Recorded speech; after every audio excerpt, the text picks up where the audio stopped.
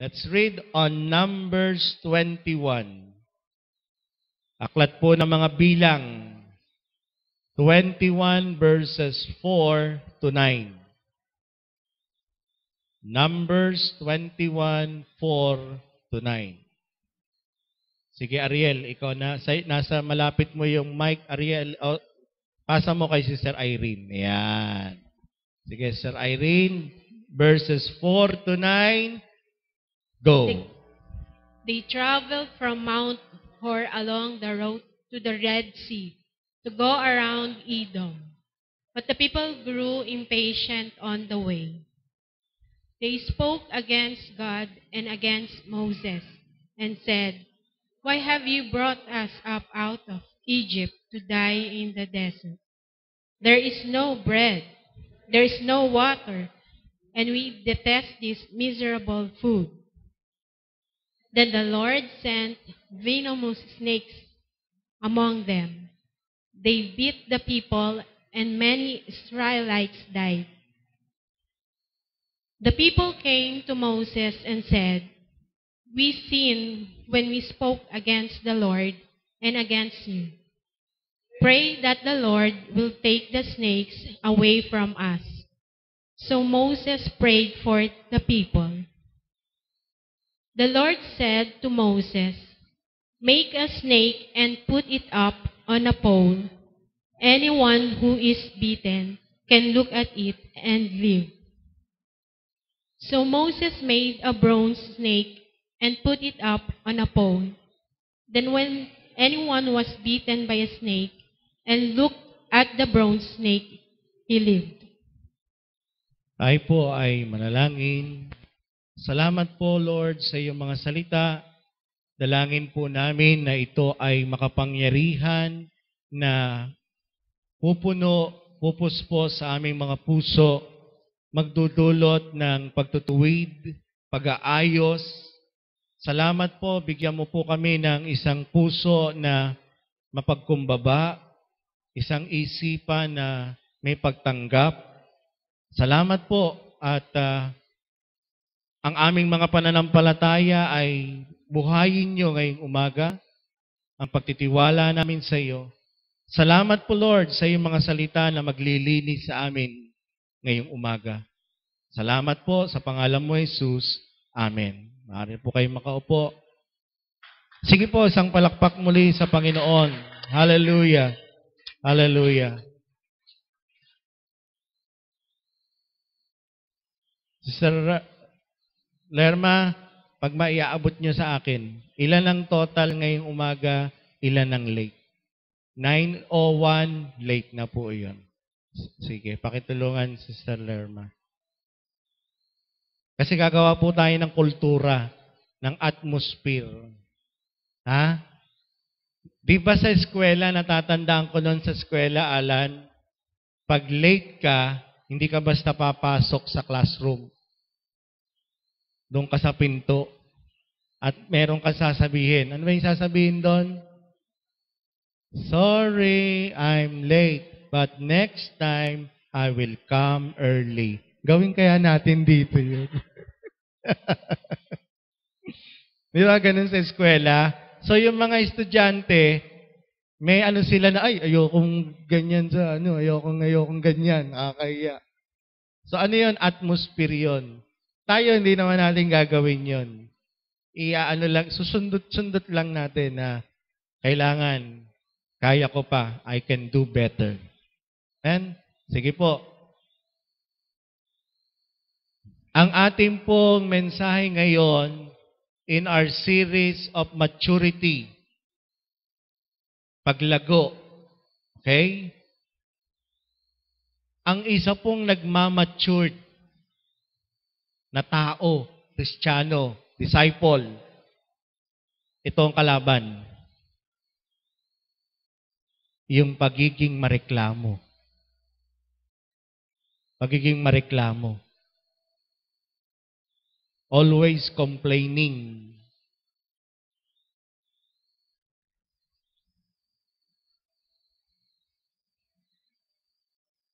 Laging negatibo.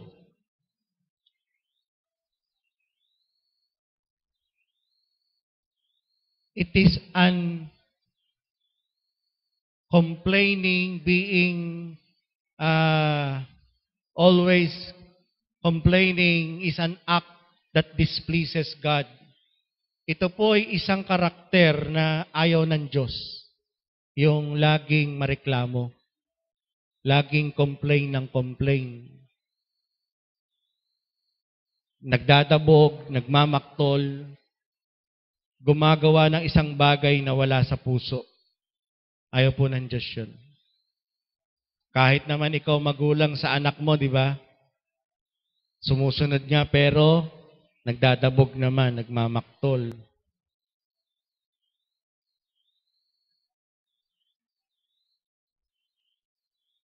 Sa isang kasama sa trabaho na reklamo ng reklamo, sa sweldo, sa benefits. Mamaya po titingnan natin, meron namang mga rightful complaints. May mga valid complaints. Pero may complaint na nakakainis na ayaw ng Diyos. So tingnan po natin ngayong umaga kung anong level po tayo ng pagiging reklamador sa Tagalog, di ba? So balik natin, Lawrence, yung kwento. Yung pong mga Israelita nakalaya po sa Egypt bilang mga alipin for 400 years. Matagal pa sa pagkakasakop ng Kastila sa atin, 300 years sa history. Alipin sila ha, pinapahirapan, nilalatigo. Nakalaya sila. Papunta sila ngayon sa promised land na pinangako. Pero dadaan sila sa disyerto bago makarating. Yung kanilang paglalakbay, dapat aabutin lang daw yun ng mga 11 days na lakad. 11 days lang na lakarin. Pero karereklamo nila, nagkaligaw-ligaw sila. It took them 40 years. Grabing pagkakaligaw yun. 40 years. Wandering in the wilderness. Tumagal sila. Dahil anong klaseng mga tao? Reklamo ng reklamo. Ayan o. The people grew impatient. Walang pasensya. At ano pa? Verse 5, anong sabi dyan? Nagreklamo sila na sa kanilang paglalakbay, sila ay nagugutom. No bread, no water. Mas mabuti pa raw doon sa Egypt, kahit sila yung mga alipin, may rasyon. Tingnan yung pag-iisip yan. Mas mabuti pang nakakulong, may rasyon naman. Hindi nila na-appreciate yung sila ay pinalaya. Mas gusto pa nilang bumalik sa pagkakaalipin nang dahil lang doon may rasyon, may isda.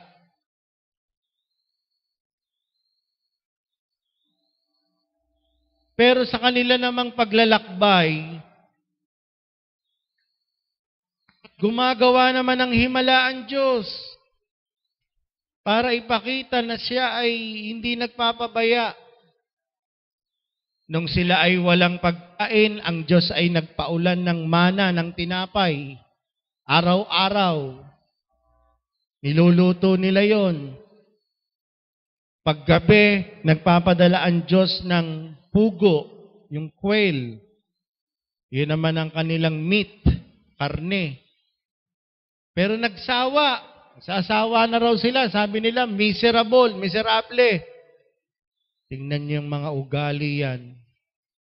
Libre yun libre. Pinagtataka ko, nung lumabas naman sila sa Egypt, may mga dala naman silang kanya-kanyang mga sheep, kambing, may dala silang mga livestock, mga alagang hayop. Bakit kaya hindi yun ang iluto nila? Ano ibig sabihin? Ayaw galawin yung mga dala-dala nila. Ang gusto, lahat, libre, bigay. So, ganon. Verse 6. Eto na. Kailangan din nila ng tubig. Sabi ng Diyos kay Moses, Moses, kausapin mo yung bato. May lalabas na tubig dun. Pero si Moses, sa sobrang inis, uminit na ulo. Ang titigas ng ulo ng mga Israelita Imbis na kausapin ni Moses, di ba si Moses may tungkod? Sa inis niya, hinataw niya yung bato 2 beses. Bumulwak naman yung tubig. Pero sinuway niya ang Diyos. At dahil doon, Moses, ano sabi ko sa iyo? Kausapin po yung bato. Ano ginawa mo? Ang kukulit Hindi nakapagpigil. Hinataw yung bato 2 beses. At dahil po doon, ano ang consequence? Moses, pati ikaw, hindi ka makararating sa promised land. Ipapakita ko lang sa iyo. Sakit. Si Moses yung ginamit para sila makalabas. Pero dahil ang kukulit ng mga Israelita, pati si Moses, nadamay. Pati siya hindi makakapasok ng promised land. Pero ang Lord, binigyan naman siya ng pagkakataon na matanaw. Dinala siya sa Mount Nebo, pinatanaw. Kunyari, sa taas, matanaw mo yung sweet harmony. Ayan, yan ang promised land. Ganyan. Pinaano lang si Moses, pinatakam. Yan dapat, kasama ka dyan. Siguro si Moses, inis na inis dito sa mga kung pastor ito si Moses, baka pinagkukurot niya itong mga member niya na Israelita. Pakisabi sa katabi, hindi naman ako ganon.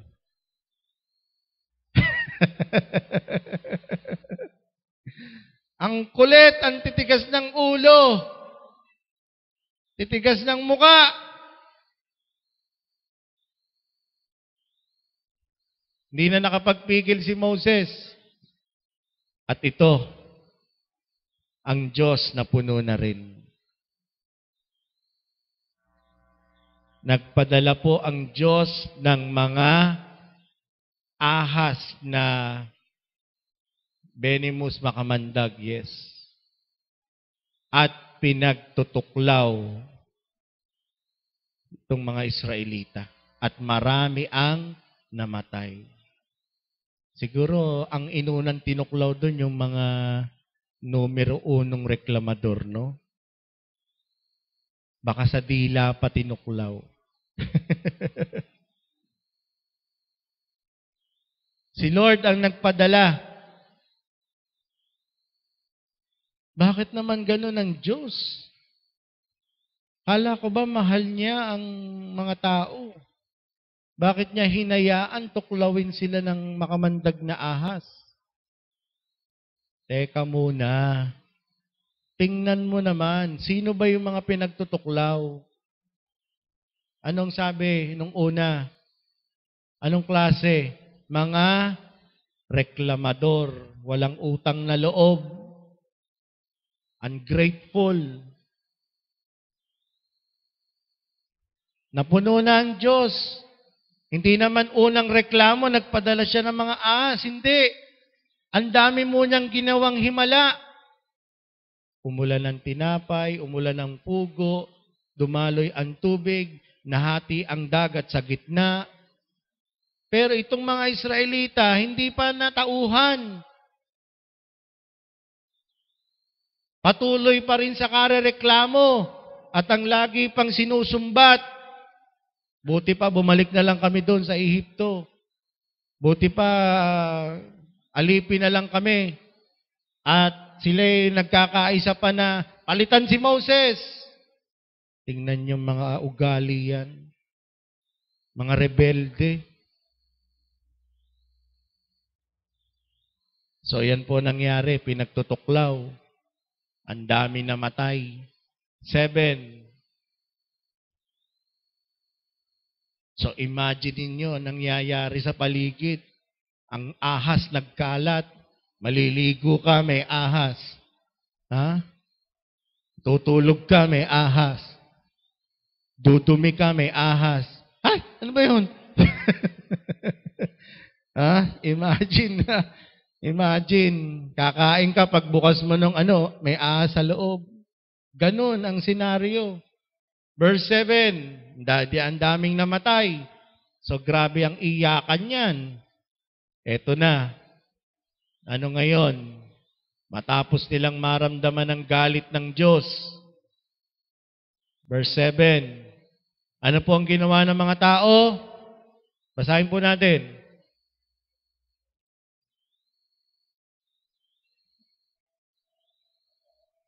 Okay, stop po. Kanino po sila lumapit? Kay Moses. Yung gusto nilang patalsikin, yung gusto nilang palitan, yung sinisisi nila ngayon, lalapit-lapit ngayon sila. Moses, nagkasala kami nung kami magsalita ng laban sa Diyos. Ipanalangin mo naman kami.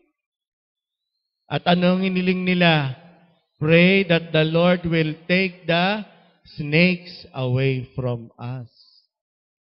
Yan. Yan tayo eh. Pag masarap ang buhay, nakakalimot. Na-answered prayer, nakalimot. Ha? Pero ano na? Pag yan na, nararamdaman na ang palo ng Diyos, balik sila kay Moses. At hiniling nila na ipag-pray sila. Na alisin yung salot. Alisin yung mga ahas. At ito namang si Moses, ano naman ang ginawa? So Moses prayed for the people. Ito naman ang maganda kay Moses. Leader talaga, tatay talaga. Sa kabila ng mga ginawa, pinagagawa nitong mga Israelita sa kanya, na pati yung kanyang pribilehiyong makapasok sa promised land na wala. Siguro kung si Moses ay iba-ibang leader yan, baka sinasabi pa niya nung natutuklaw yung mga tao, yan, buti nga sa iyo. Buti nga yan, dapat lang sa inyo yan. Kulit nyo eh. Pero hindi. Nung lumapit yung mga tao, humingi ng panalangin, hindi pinagkait ni Moses ang panalangin.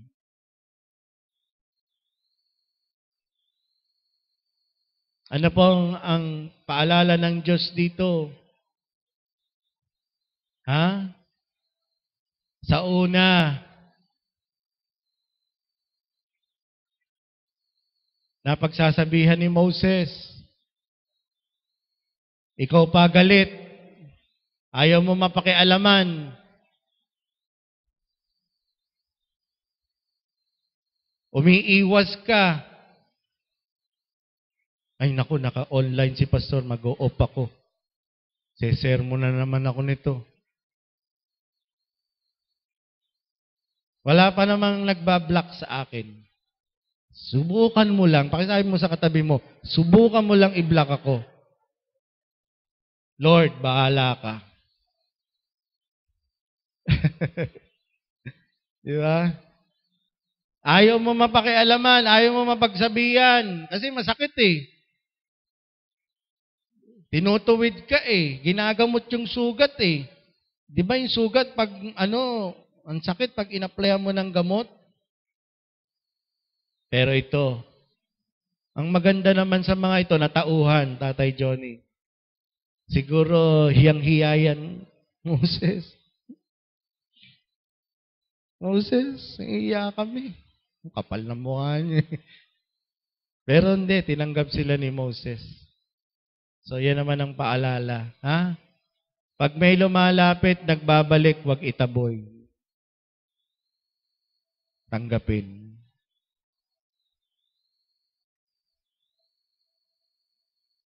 Pero pag lumalayo,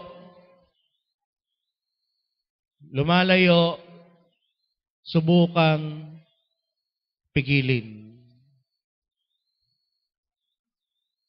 Abutin. Pero pag ayaw papigil at pilit pa ring lumalayo, bigyan ng space. Hayaan muna.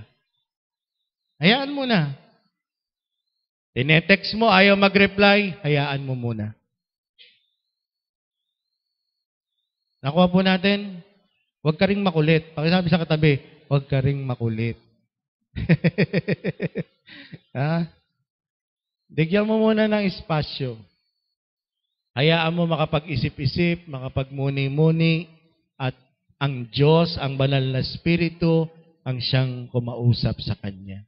Kasi kahit anong kulit mo dyan, kahit anong hindi niya ma-appreciate at that time.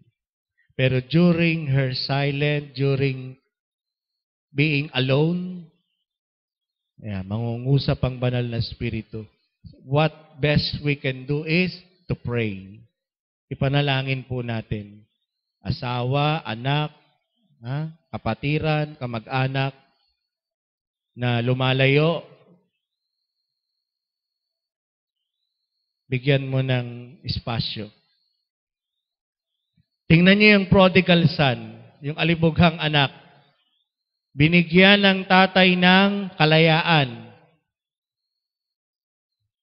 Kinuha yung kayamanan, namuhay ng kanya. Binigyan ng pagkakataon ng tatay. Pero ano nangyari along the way? Napagtanto niya, mali siya. Na-realize na lang niya ang pagkain niya, pagkain na nung mga inaalagaan niyang baboy. At naisip niya na bumalik sa kanyang ama. At pagbalik naman niya sa kanyang ama, siya ay tinanggap, pinatawad, at ibinalik ang lahat ng pribilehiyo bilang anak. Ganyan ang Panginoon. Pero, meron talaga, tingnan niyo naman, yung kuya.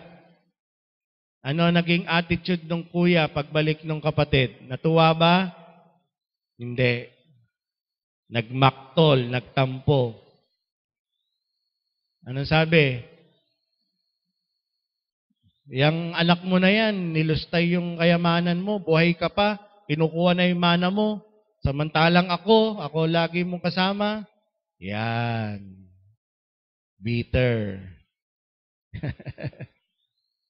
Pero anong sagot ng ama sa kanya? Ang kapatid mo, nawala, nandito. Namatay, muling nabuhay. Ikaw, lagi kitang kasama. Lahat ng akin sa iyo. Ang ganda, di ba? Kaya, yun po. And verse 8 and 9, ano po ang naging tugon ng Diyos? Tinugon po ng Diyos ang panalangin ni Moses. Kaya ayan po hindi po sa pagmamalaki, hindi po sa pagtataas ng bangko, pero talaga pong ino-honor ng Diyos ang panalangin ng kanyang mga hinirang na lingkod. The Lord appoints, chooses called someone na mamamagitan sa mga tao at sa Kanya. At kung ang taong pong iyon na itinalaga sa iyo ang mamamagitan para sa iyo sa Kanya, i-honor ng Panginoon yun. O pwede ka ring manalangin ng direkta. Pero may mga pagkakataon, kakailanganin mo ng mamamagitan sa iyo. Kasi alam ng Diyos, yung prayer mo na direkta, selfish. Bakit? Bakit? Ayaw mong dumaan, ayaw mong kumuha ng tagapamagitan dahil ang gusto mo, absuelto ka agad. Nakukuha po ninyo? Ayaw mong mapagsabihan, ayaw mong makorek. Hindi, sa Diyos na lang ako magpe-pray direkta. Pwede naman. Kaya lang, hindi ka dumaan ng process. Kasi ayaw mong makorek. Ayaw mong mapakialaman. Pag direkta, Lord, sorry po, ikaw naman ay maunawain. Nakuha po natin, makasarili.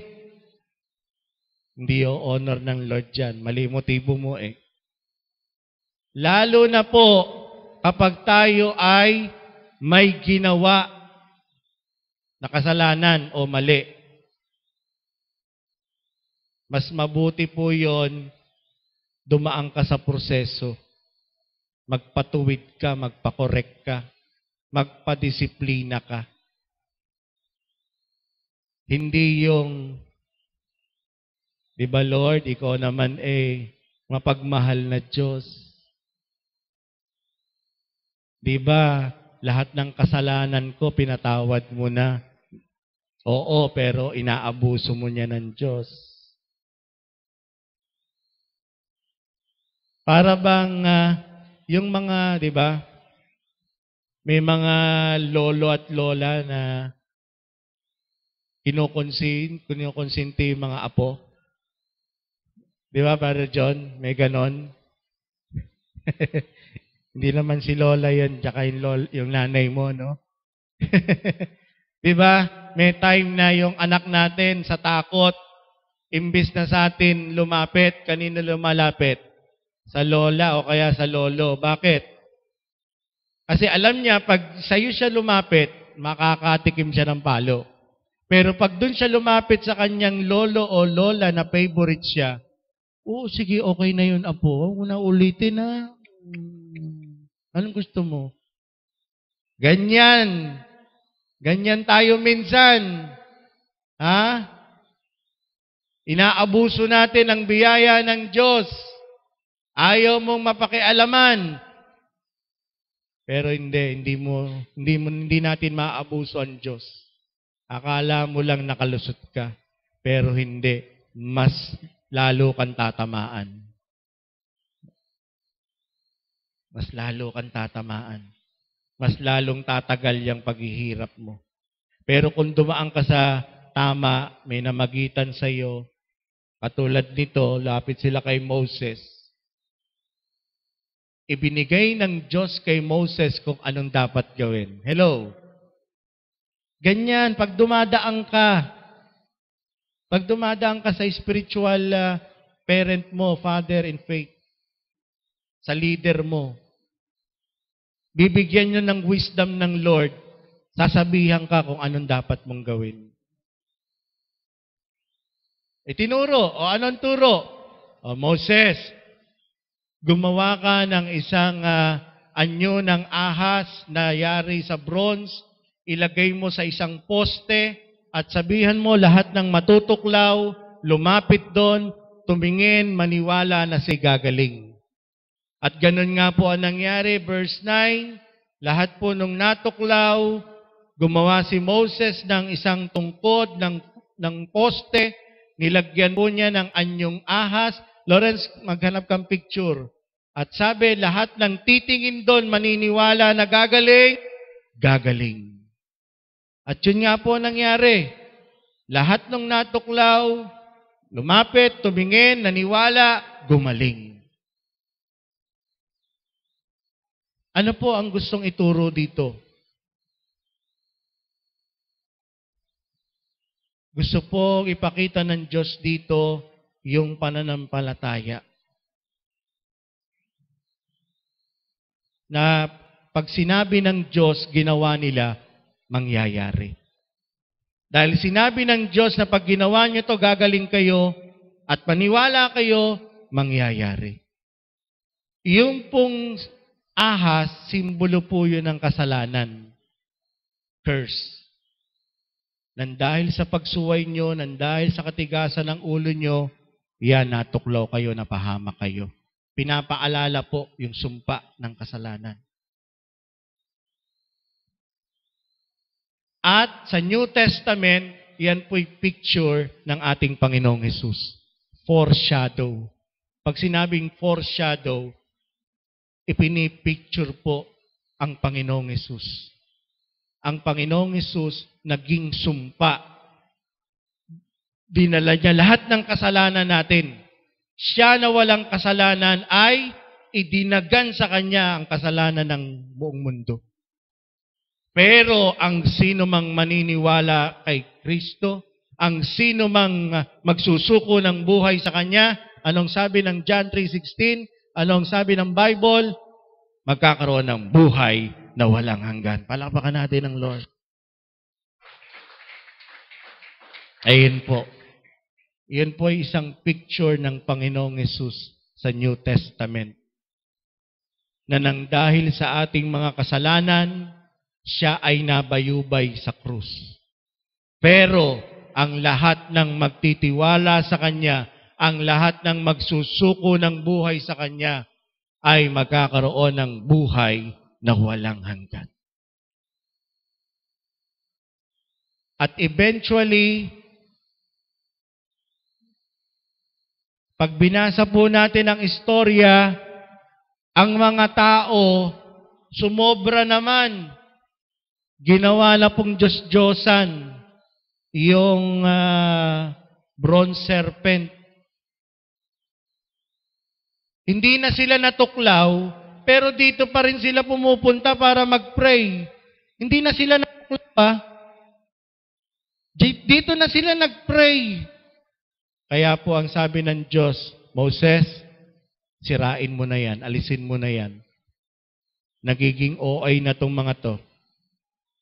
Ang sabi ko lang, pag natuklaw, pero hindi, ginawa na nilang object of worship. Diyan na sila, baka pahid-pahid na. Diyan na sila nagpahid. Lahat nagpapahid na dun.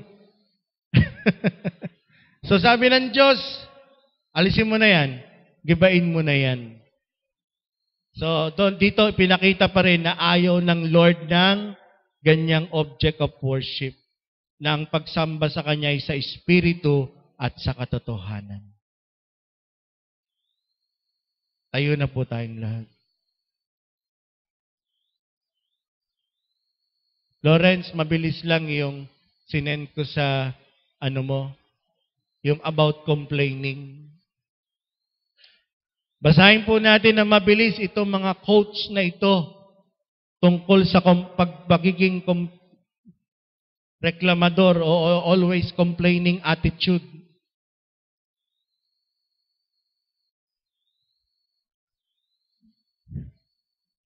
Ang pagiging complaining, grumbling, grudging, impatient, will put you into danger. Tandaan po ninyo yan. Ang isang taong reklamador, mapapahamak. Ha? At hindi po natutuwa ang Diyos sa ganyang klase ng karakter. Ano po sabi rito? As you breathe right now, another person takes his lot. Habang humihinga ka ngayon, may naghihingalo sa ibang lugar. Tama, mali? Tama, di ba? Samantalang ikaw ngayon, naka-aircon ka pa, oh. Mihinga ka. Huminga tayo. Pero hindi mo alam, merong naghihingalo ngayon. Nababawian na ng buhay. So stop and learn to live with what you have. Ang ganda. Isa pa, Lawrence. Spending today complaining about won't make tomorrow any better. Reklamo ka ng reklamo ngayon tungkol sa nakaraan. Sige, anong magagawa niyan sa bukas?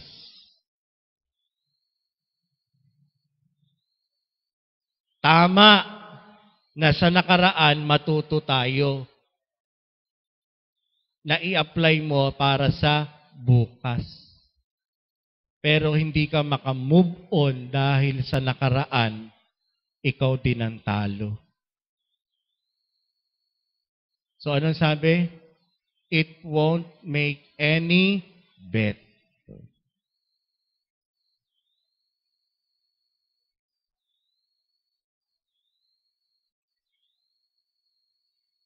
Tama po, mali.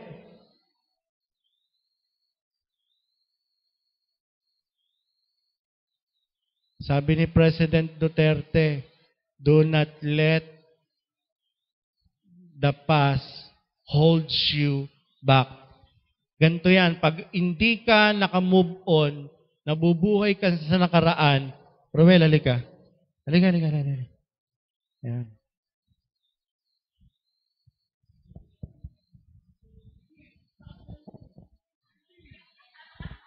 Ganyan, pag hindi ka nag-move on, hindi ka makakaalis. Wala kang mararating. Nakuha po natin, matuto sa nakaraan, yun namang gumawa sa'yo ng hindi maganda sa nakaraan, magbabayad naman yun, sigurado. Pero, para wag ka madamay, pakawalan mo, patawarin mo, move on. That's forgiveness. Ang forgiveness daw, mga kapatid, hindi lang yung taong pinatawad mo ang pinalaya mo. Pati ikaw, lalaya din. Kasi hanggat hindi mo siya pinapatawad, kasama kanyang nakatali, nakagapos. Okay? Pero syempre, merong proseso din yan. Okay? Meron pa ba, Lawrence? Ay, ito. Lakasan po natin, ha? 1, 2, 3, go! Ulit po. Mas malakas. 1, 2, 3, go!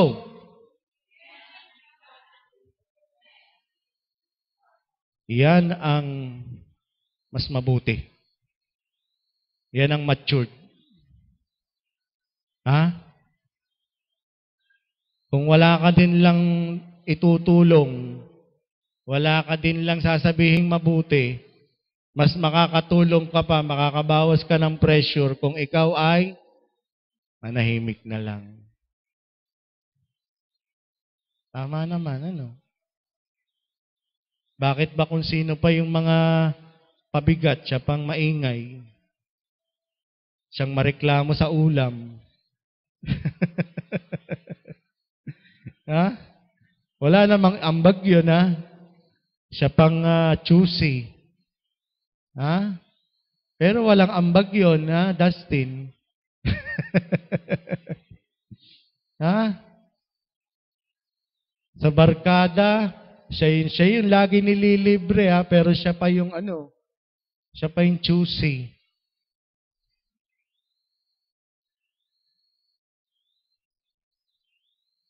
Sa church, tingnan mo yung record. Buti sana kung siya yung tither eh. Pero pag tiningdan mo, siya yung taker. Pero yun ang maraming reklamo. Mali. Ha? Mali.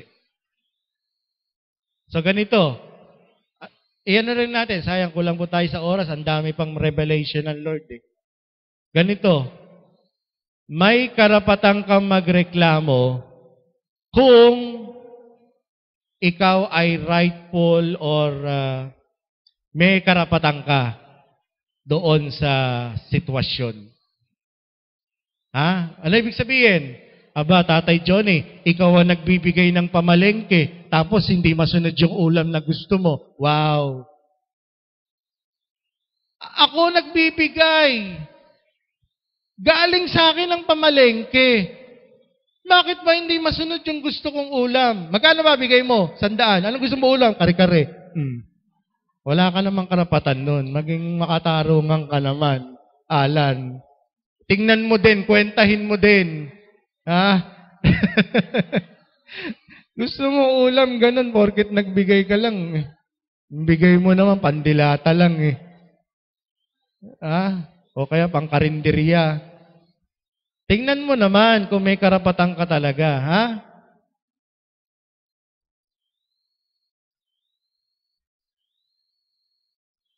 Sa gobyerno, batikos tayo ng batikos. Tingnan mo muna, ikaw ba talaga nakakaltasan ka ng buwis? Nagbubuwis ka ba talaga? Nagtatax ka ba talaga? Gamit ka ng serbisyo ng gobyerno. Puna ka ng puna, batikos ka ng batikos. Nagbubuwis ka ba? Tingnan muna po natin kung meron tayong karapatan. Nakukuha po natin, pero pag sa tingin mo na wala kang kay, tahimik ka na lang. At baka mapahiya ka, mablangka ka. Ha? Banatan ka. Magkano ba bigay mo? Ha? Mahirap. Okay? So, yun po.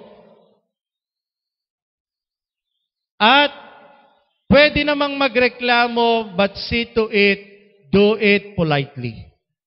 Hello? Do it politely. Sabihin mo na maayos. Choose the right words. Hindi, merong mga, pag nagreklamo, gusto away eh. Alam niyo yun, Ariel? Reklamo pero ang dating inaano ka, gusto ng away. Hindi namang magreklamo, but use the right words, do it politely. Sabihin mo ng ayos. Huwag yung barumbado ka. Gusto mo gulo, away. Diba? Alam mo na karapatan mo yon. Alam mo na dapat ganito ang sistema. Kunyari, siningitan ka sa pila. Tama lang na i-correct mo yon, but don't forget to do it politely. Ay, ate, hindi maganda yan. Kesa naman yung, huy, kapal ng mukha mo. Pwede naman na iba eh, di ba? Ang dami sanang away na may iwasan kung malang ang bitaw ng salita. Okay? Ayun po Do it politely. Use the right words. Sige, tutuloy po natin next Sunday. Praise God. Sino po sa atin yung tinuturo ang Lord ngayong umaga? Yeah. Sino po sa atin yung alam mo may i-improve ka pa? May i-improve ka pa. Yes. Okay? And very lastly na po ito, talaga. Lawrence, 1 Timothy chapter 2 verse 1. Instead of complaining, ito po mga kapatid, instead of complaining, ganito na lang ang gawin natin. Ito, mas tanggap to ng Diyos kaysa magsalita ka ng di maganda. Timothy chapter 2 verse 1. 1 Timothy.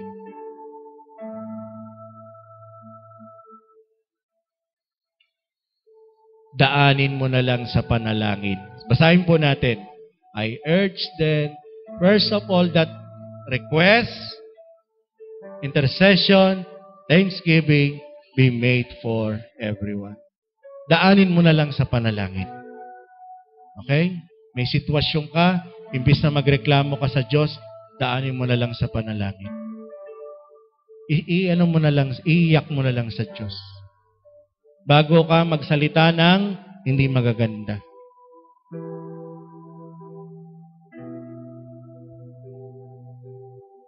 At mga kapatid, bago po tayo magreklamo sa Diyos, siguraduhin mo muna na mas matalino ka sa Diyos.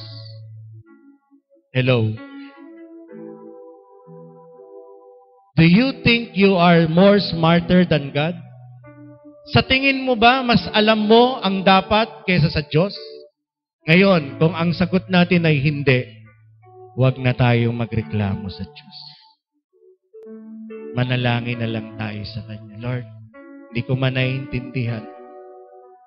Alam mo, basta ang buhay ko, sinuko sa'yo. Alam mo, mabuti para sa akin. Lord, hindi na ako magmamarunong. Hindi na ako magmamagaling. Tulungan mo ako. Pakumbaba tayo sa Diyos. Lord, tulungan mo ako. Turo mo po sa akin ang dapat kong gawin. Pagpadala po kayo ng mga tamang tao, yan po, magpakumbaba. Natawagan ko na po ang usher. Pakidistribute na po ang communion. At habang hawak na po natin ang mga elements na ito, lumapit po tayo sa Diyos ng may pagpapakumbaba. Alalahanin po natin yung mga ginawa nating reklamo sa Kanya, sa pamilya, sa trabaho. Humiling po tayo na baguhin tayo ng Panginoon. Lord, baguhin mo po ang puso ko. Turuan mo po ako, Panginoon. Maging mapagpasensya.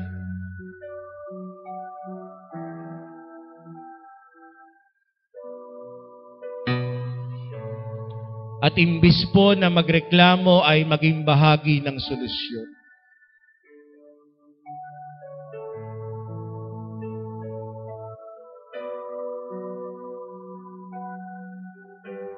Iyan po ang napakaganda na attitude. Kung ikaw ay magko-complain, see to it, merong kang ambag na solusyon.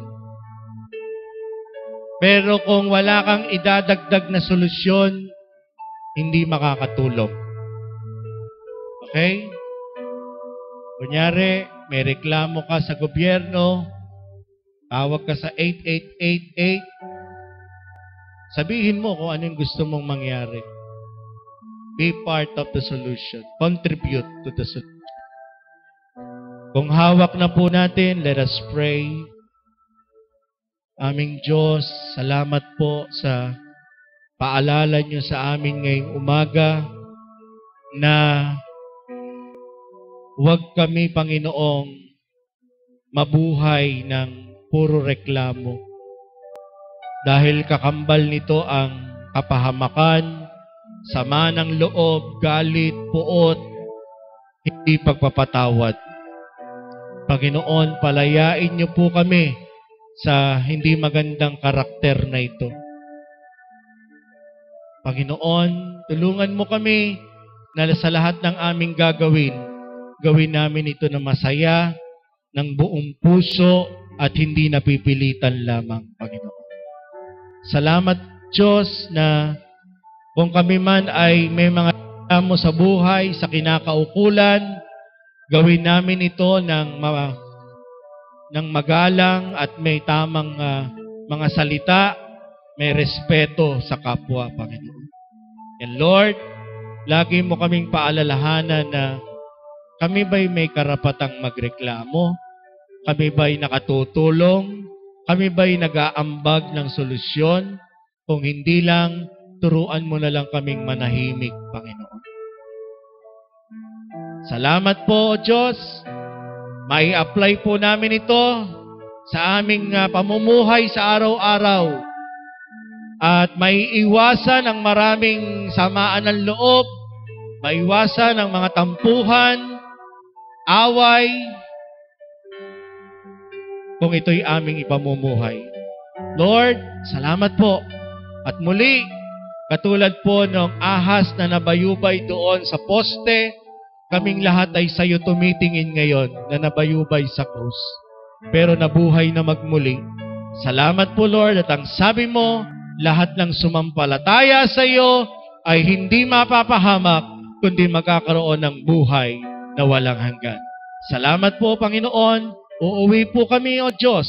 Pinalakas, pinatawad, may kapayapaan, nilinis mo o Diyos. At umaasa ng mga pagpapala sa buong sanlinggo na ito. Ito po ang aming dalangin sa pangalan mo, Jesus. Amen at amen.